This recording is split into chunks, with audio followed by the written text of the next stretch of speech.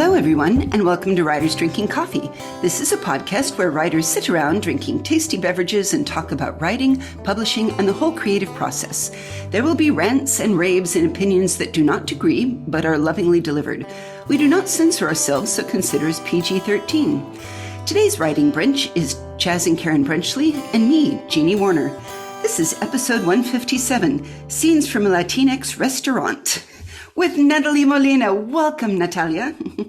Thank you so much for having me. And I am so grateful that you came and reached out to us. You sent us a copy of your new book, A Place at the, and I'll correct me if I say this wrong, is it Nayarit? Yes. It was fabulous. I really, really loved it. You tell the story. This is your grandmother's restaurant a little bit. Tell everybody about this book. It's nonfiction and it's fascinating. Thank you. My grandmother immigrated to the U.S. in 1921 at the age of 21. And over the next few decades, she opened a couple of restaurants. But the big one that really hit, she opened in 1951 in Echo Park, Los Angeles, on Sunset Boulevard. What I like to think of as the other Sunset Boulevard, because most of us think about the Sunset Strip and the sunset of the West Side. But this is in an immigrant neighborhood, in the neighborhood of Echo Park. Echo Park is a cultural crossroads, a geographic crossroads. So unlike other immigrants that may have settled in an ethnic enclave, she settled in a multiracial, multi-ethnic neighborhood, though amongst many immigrants. Echo Park is also unique in that it's a very bohemian neighborhood. It was founded by artists and woodworkers and screenwriters, and was one of its claims to fame is that it was the birthplace of one of the first gay organizations in Los Angeles, and so it was a very eclectic mix that she was in. The restaurant itself was unique as well. It was a Mexican restaurant, and like, many Mexican restaurants, it had, taco, enchilada kind of combos and flour tortillas. But she also made a concerted effort to have food from her state of Nayarit. That's why the restaurant was named Nayarit. And, she really made a concerted effort to show her regional identity. And this is in 1950. So this is really a political act. This is a time when, up until 1940, people, lawmakers that were anti-immigrant, anti-Latinx tried to make Mexicans ineligible for citizenship. They tried to claim their indigenous background. And so, which would have made them not white. Pause there for just one moment. Yes. This was a really, really cool thing to learn. Like I said, I loved this because I learned just in that so much about the history of the area that many people who live here and grew up here, because I kind of grew up in the East Side LA version as well, don't realize how many rules, laws, city statutes, etc., were all created and wrapped around making and limited communities and where people could live. And so you really unravel that in a new way that I hadn't read before. I geek out over reading law anyway, but that was really, really cool that you pointed out. These were laws that were created by lawmakers, by city, by state, keeping people in, quote, their place. And by white male lawmakers. I just like to point that out. Yes, indeed. So when you have the Nayarit, and just the fact that it was trying to bring up something beyond the standard American, we call it Tex-Mex, of food, of the local area. Tell us a little bit about what was local for her in that particular area that she's from, the Nayarit. Well, the state of Nayarit is a coastal state. And so seafood is in abundance. When I was younger and I used to go, when I was growing up, I sometimes kind of felt like the Mexican Forrest Gump, because, it was like we'd have shrimp tacos, shrimp enchilada, shrimp gordita, shrimp soup, shrimp meatballs, dried shrimp, all kinds, like 20 kinds of shrimp you could have in your 2-week visit to Mexico. But, of course, at this time period in the 50s and 60s, it's much more difficult to get seafood and shrimp. And so sometimes family visiting, friends visiting would bring that dried shrimp, which she could reconstitute. and make into an appetizer. Other times, if she was able to get shrimp or a whole fish, she would make this dish called pescado zarandeado, this grilled fish that's done with herbs and grilled. And it's the kind of thing that you would have in Mexico on the beach in a hut, like, in an open air restaurant. And so there were a lot of things that she would make that when people would get there, that it was like this transportation home as soon as they took a bite, this kind of portal home, right? Other things she compromised. So, for example, gorditas, those corn pockets filled with beans and meats and lettuce and toppings like radish and cotija cheese, not that yellow cheese, but that nice fresh cheese, and it's bathed in a tomato, really light tomato sauce, almost just like a tomato bath, which is just chicken broth and tomato and little bits of garlic that are blended together. But since the gorditas were more time consuming, she would make tacos instead, but she would still use that tomato bath. So there were things that she could present authentically, and other things that, like so many foods, ethnic foods, took on a cultural coalescence being in Los Angeles. Also, you just made our mouths water. I don't know about you guys listening at home, but you could. Hang on. I have an important question here. I haven't actually looked at your book yet, Natalia. Does it have recipes? Unfortunately, or fortunately not, because I think that's going to be the next book. It's exactly what I was going to say. I mean, if it doesn't, if this is the book of the story of the restaurant, then you absolutely need to do a companion volume with the recipes, please. And I'm going to second that, because I will get full advantage of that book. And also because I do the cooking. He does the cooking, but also I just love shrimp. So yeah, let's do it. Absolutely. I liked these stories where you started bringing in the people in particular there, because you started talking about, sure, there were some big name Los Angelinos who went there, and a lot of people tend to find, because LA is frankly famous for food in a lot of ways. But I love that you called it the gathering space and a safe space for a lot of different ethnicities as well as gay and lesbians in the area.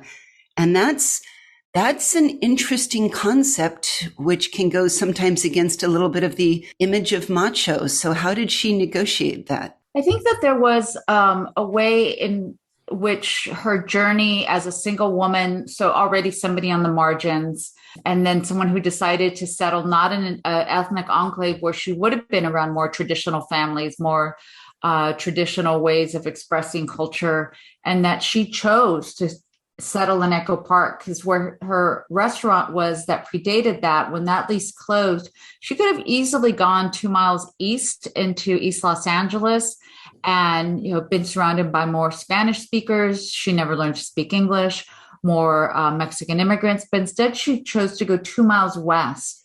And that journey 2 miles west was just as significant as her journey from her home state of Mexico, 1,200 miles away. And so, both her mentality and her experience of knowing what it's like to be on the margins, then being in this ethnic enclave that's more bohemian, more mixed, allowed her to help other immigrants immigrate. And many of those that she invited to immigrate were single women, sometimes divorced women, now female-headed households, and also gay men. And so they were able to, establish a place at the Nayarit where they felt safe. That being said, there were limits, there were caveats. She's still dealing with the wider structure of homophobia, of not just laws against immigrants, but law and, that tried to keep immigrants in their place, but also that tried to keep the LGBTQ community in their place. So that, any place that was seen like as a gay establishment could be subject to police raids, which they were. And just, 1.5 miles, 2 miles down the street at the Black Cat was where one of these famous raids happened. And so she also asked her employees not to be, out at work. That being said, their friends would still go to their job. Maybe before they went out, they'd have a drink. They went out together in groups. They also went out together in what seems like what we call now lavender coupling, right? So gay men with waitresses from the restaurant who were straight women. And so there were a lot of ways in which they quickly found to navigate these laws, these homophobic laws in the US. That's cool. How long was the restaurant open? I mean, you said it opened in 51. How long did it last? It lasted about 25 years, though my grandmother passed in 1969. Along with my grandmother, my mother, Maria, was her right-hand person. So my grandmother was more reserved, ran the business. She did all the cooking until she trained other people. She was very vigilant, making sure that customers were seated, tables were turned over, the food was properly presented. And my mother was the one that greeted you at the door, always had like her hair done, always had a smile on her face. Remembered, the last time you were there and your kids' names, and, had follow-up questions, if you had gone on vacation, how was your vacation, that kind of thing. And so they were a great team. And so after my grandmother died, it was just much harder for my mom to carry on her own, as well as getting married and then having me.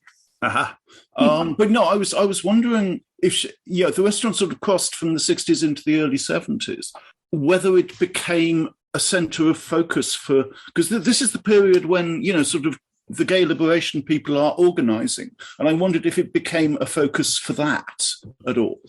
Well, what it became a focus for was empowering other immigrants to follow their dreams. Right. Okay. So cooks and waiters that worked there went on to open their own restaurants, including Barragan's, which was, a beloved Mexican restaurant in Echo Park for years. And my grandmother gave Ramon Barragan the seed money to start that. Another restaurant, El Chavo. And then Chavo goes on to open a restaurant, leaves that restaurant, and then goes on to open another restaurant called El Conquistador that lasted into this century, but then closed due to gentrification. Sure. So, El Conquistador and El Chavo were really kind of the centers for those kinds of politics. Right. Okay. I love the way that one restaurant sort of fathers or mothers others as the staff spreads out and goes elsewhere and starts their own places. I love that. Yeah, and it's such a different time period than now, right? Like they didn't have the kind of capital that is needed to start a restaurant now. I was going to ask about that as well, how your grandmother managed to open several restaurants though. I think part of it is, how humbly they started. And you could start a restaurant that way. It was also a time period where, now everybody wants to go to the latest restaurant, and you may have your favorite Italian restaurant, but you go to like 10 other ones that opened up because this one has a great pizza and this one has, this fresh pasta. Whereas at this time period, they had people that went weekly. And as people opened up their own restaurants, and my aunt opened up a store called El Bate, a kind of mom and pop market, they frequented each other's businesses. So it was very a kind of very neighborhood scene, and it's community focused. Yes, exactly. And what I call urban anchors. These were the urban anchors of Echo Park. And they made sure that they frequented them, and they frequented them because they felt at home there. Right.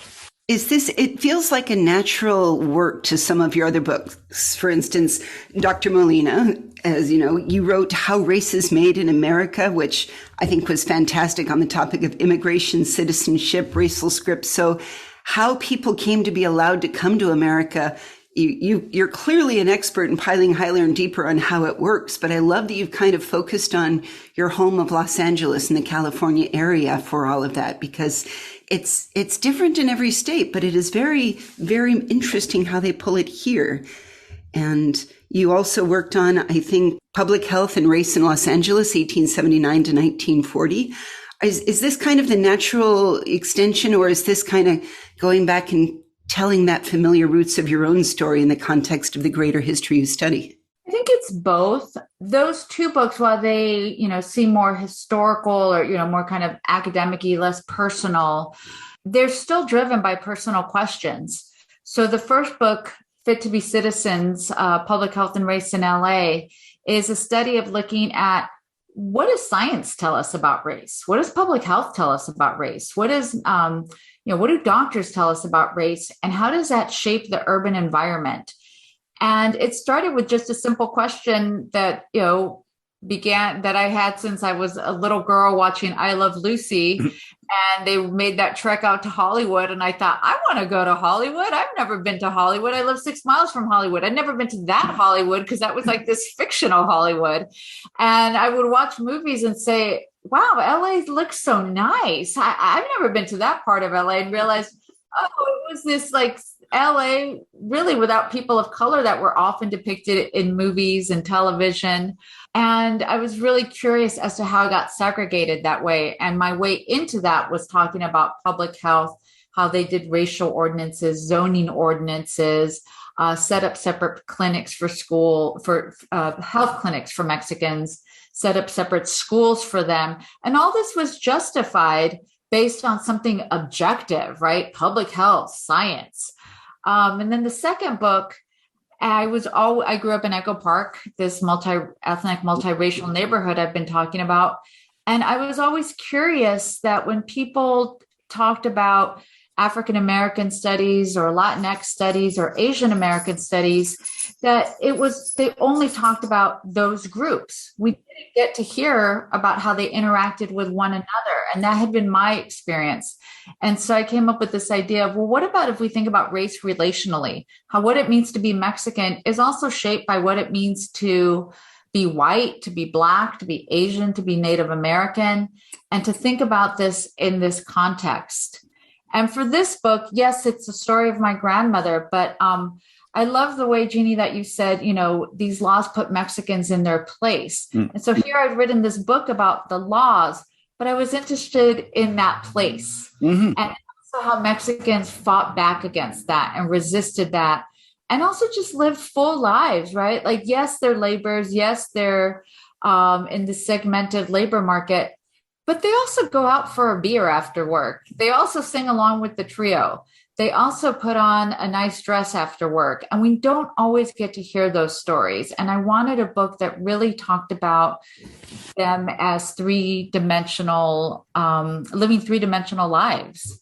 I really liked that about it. I mean, you expect sometimes in nonfiction books that I have read, some of them are just very dry, and this happened and that happened and the other happened. And I loved how you took us there in a lot of ways. You really drew it so briefly. I felt like I was right there in the early 60s, sitting down, and look, you had a picture of everybody, and they looked like they were about to step out to church, and everyone was so carefully dressed, as people used to do when they go to dinner. And I think that combination of both the way you described the people and the way you described the restaurants and the way you described the community and added pictures, it made it very living and real for me. And I really enjoyed that about it. Thank you. I appreciate that because what I try to do as a historian is that when I see one of those pictures, I not only have an emotional connection to it, I can tell you why it's unique. So I'll give you an example. I was already almost done with the book. I think I was pretty much done. And it was COVID times. And so, restaurants were closed. And it was that first year where we couldn't have Thanksgiving together, or, most people were meeting just in small groups. And so I went and dropped off meals to different family members, as well as former employees of the Nayari, who are pretty much what I call fictive kin in the book. A place-based fictive kin. So not kin based on sort of religious ceremonies, but being from Echo Park, working together at the restaurant. And when I went to drop it off, one of the former waiters, his name's Poncho Garcia, he said, "I know you're finishing that book. Could this picture be of any use to you?" And it was yes. So it was what it was Poncho said that two waiters, these brothers, had come from the state of Zacatecas. They were dishwashers. He's like, they were from a small ranch. They, had only been working in LA. They hadn't gone in LA, really been anywhere in LA. We wanted to show them a good time. So they dressed up.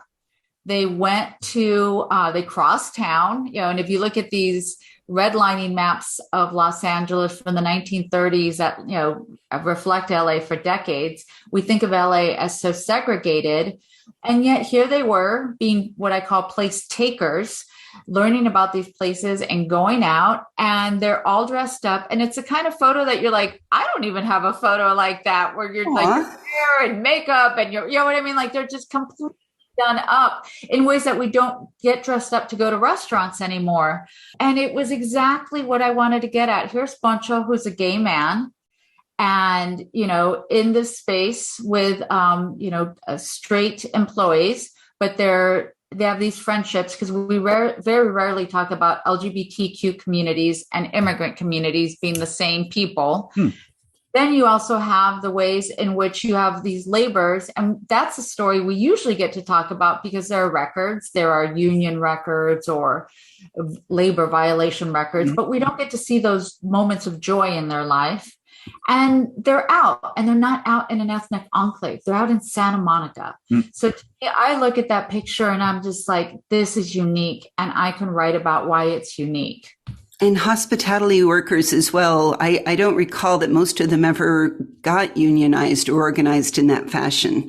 So they're sort of the missing link, and a lot of them have fallen through kind of the support structures that people assume are there for everybody else. That's a great point. Yeah. If I understood correctly, you have donated your 2022 proceeds of a place at the Narait. Tell us about your nonprofit. At the beginning of the pandemic, many of us were wondering, how long is this going to go on? We saw people losing their jobs. Other people like myself got to work from home and had job security. And so I was looking for a way to help out. And I heard about this organization, No Us Without You, which is a 501(c)(3) charity. And what it does is it provides food relief for those hospitality workers we've been talking about, in the current period, who have lost their jobs because of the pandemic, may even be undocumented, and therefore weren't eligible for the same kinds of relief.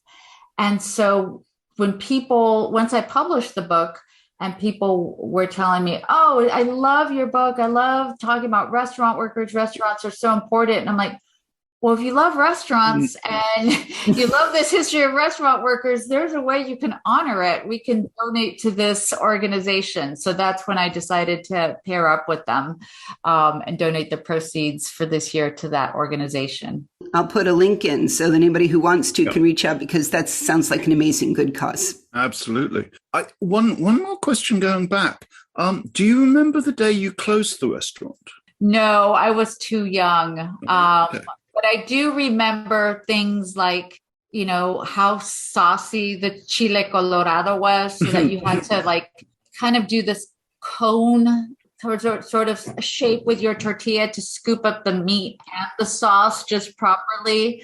I remember going to the restaurant with my mom on the weekends, and when she would work late. And so then I would just kind of sleep in a booth. There was that curve booth, so you kind of had to curve your body to get the right angle. And then I remember when we closed the restaurant at the end of the night, what would we do? We would go to a restaurant. So we might go to the pantry downtown, to a 24-hour diner, because that's the other thing, right? Restaurant workers also like to be served and have a good time and enjoy good food. So I have a lot of great memories of the place. Yeah, no, that's classic, that the whole family, as in the restaurant family, goes out after service. No, I was wondering how sad it was when the restaurant closed, because I've never been to a restaurant closing, and I'm curious. Something that clearly is so core to a community. There must have been some wave of sorrow going on, especially with the workers breaking up. I think one of the reasons that I wrote the book also is that, even though the restaurant closed, it doesn't mean that it wasn't an important urban anchor in the community. No, absolutely. And so for decades later, people, if my mom and I would go out to eat, somebody might pick up the tab for her and say, we remember you from the Nayarit. We just want to say you. Or we might run into one of the former employees, and then they would do things like, oh, let me bring you the special salsa that we make for the kids staff to go with your food. And I interviewed this one woman, Cheryl Melnick, who lived there in the 60s, a white couple. And she said that when her and her husband go out to this day, they live in Portland now, that when they go out to this day and they try a new Mexican restaurant, they say, what do you think? And they're like, it's good, but it's not the Nayarit. Oh, that's wonderful. It is kind of the universal thing, isn't it? In the end, everybody loves sitting around and eating. It brings families together. It brings communities together. It crosses barriers. I've eaten at almost every ethnic restaurant I've ever found just because, oh, I've never had that before. We should go in. And I think it creates, restaurants like that create the opportunity for us to learn even just a little bit and be a little bit more open-minded, maybe than people were before. Yeah, thank you for mentioning that, because what I really want to do with this book is also show, use it as a model of what other people could do. So there's a lot more food histories being written today. You know, in California, where I am, we have this 4th grade curriculum for California history. And it's, you know, students have to do things like, you know, build a mission and, you know, try to capture California history that way. Right. I would love for students to, you know, go interview their favorite restaurant owners and staff and customers and, you know, do a history of the neighborhood. I'm actually working on a curriculum for this for K through 12. Or map their neighborhood, do a walking tour, do something that really connects them to California through their local history. Because all of us, like you said, all of us love to go to restaurants. We love to sit around and eat, and we love to connect with the specific restaurants that are meaningful to us. We do. We're up in Sunnyvale, and I think this whole podcast started because we all went to the Bean and had coffee every Friday morning. And so it became, it's just simply the place to go and the thing to do. And you see people, and hey, then the mayor started using it for his office, and we became apparently fixtures of just places to go. And being a regular can really do that. So all of you out there that are regulars at a restaurant, you might even not recognize it, but you've become part of your community. You're a pillar, whether you like it or not. What are you working on now? I am fortunate to live near the Huntington Library. It's the Huntington Library and Botanical Gardens. And so for me, the other thing, you know, as you can tell from this book, I really like hidden histories of LA. Mm-hmm. And the Huntington Library is famous. People come from all over the world to visit its museums and gardens and research there. And it's known usually as, you know, Henry Huntington, this railroad magnate, started the Huntington Library. By magnate, do we mean robber baron? There we go. But I'm really interested in looking at it from the vantage of its Mexican workers. Mm-hmm. So it's a story of who built the Huntington, looking at the ways in which immigrant labor, specifically Mexican labor, fueled the political economy of early California history, and how much of that California dream was achieved through immigrant labor. Oh, it was. I'd ran across an article recently on the Stanfords up here, and how Mrs. Stanford did a lot of work to saying, no, I want to nourish and give the Chinese and Japanese a place to live and work here, quietly undertone, because I can pay them less. Yeah, right. Oh, please put a link to that in the notes as well. Absolutely. No. My wife has been threatening to take me to the Huntington forever, and now I really want to go. Well, we appreciate your time. Is there any advice you would give to somebody who said, all right, maybe I don't want to write fantasy, maybe really researching and writing historical book? How would you tell somebody of where to start to study their own roots, their own communities? What do you think they should do? There's so many wonderful sources out there now. For example, I mentioned the redlining maps. And so even if you're not, even if you don't want to write about your own history, let's say you just want to, you're moving into a neighborhood or you want to know about your neighborhood, you can find these home owners loan corporation maps online. You could look up your zip code, you could look up your neighborhood, and you can pull up how the federal government sent out evaluators in the 1930s to see if your neighborhood was investment worthy. Ooh. And so, it has all the data on it, the income level, the structures, and the racial and ethnic makeup, and whether that made it be considered a threat. Wow. And or unworthy of investment. Okay, we're going to need a link for that. I really are. I'm instant. Yeah, I come from England. We do things differently there, and this just sounds fascinating. Except now I want to learn if they did it in England as well. Just for well, of course we did it in England as well. We just did it differently. Well, we will put links to all of these things mentioned during the podcast on our website, which is www.writersdrinkingcoffee.com. I have to say, this has been great. Thank you so much, Dr. Molina. It's so much fun. Thank you so much. You've been listening to Writers Drinking Coffee, a labor of love and enthusiasm put together by the hosts. Our main web support magic is brought to you by Deirdre Schween, and our sound engineers and backup web spiders are David Welsh and John Schmidt.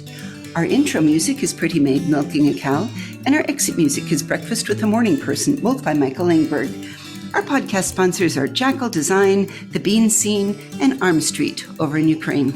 And hey, thank you for listening.